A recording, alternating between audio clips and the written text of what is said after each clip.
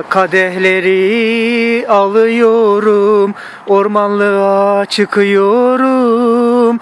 Kadehleri alıyorum, ormanlığa çıkıyorum. Ormanlıkta içiyorum.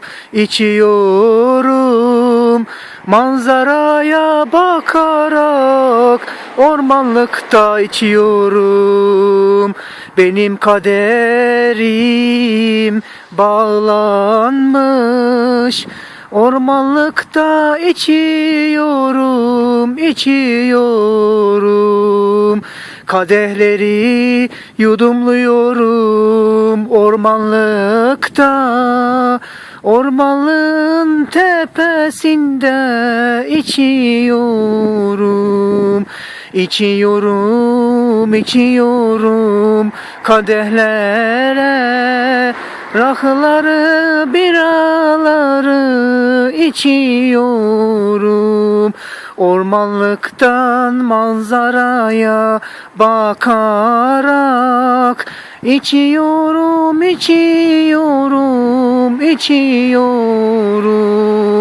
Ormanlıkta gezerek yollara düştüm.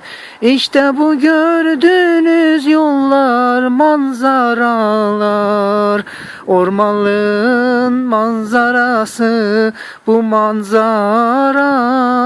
Şu an ormanlığın tepesindeyim. Manzarayı çekiyorum. Ormanlığın manzarasını çekiyorum. Ormanlığın tertemiz havası var ormanlığın. Ormanlarımızı koruyalım. Kimseye ellettirmeyelim ormanlığımızı. Ormanlarımız çok değerlidir.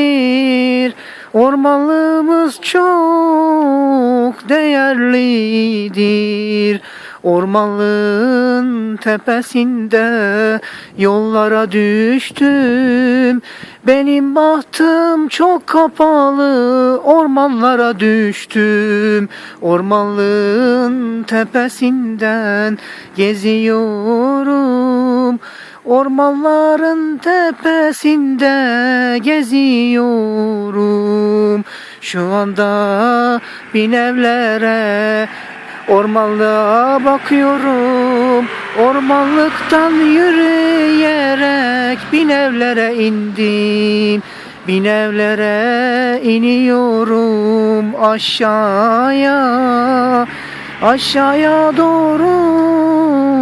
Ormanlığın şu anda binevler kavşağındayım. Binevler kavşağındayım, binevler. Şu anda ormanlıktan aşağıya iniyorum. Binevler kavşağından aşağı iniyorum. İşte bizim binevlerin manzarası. Binevlerin manzarası. Binevlerin manzarası. İşte şu anda binevlerin manzarası. Binevlerin manzarası. Şu anda iniyoruz bu yollarda.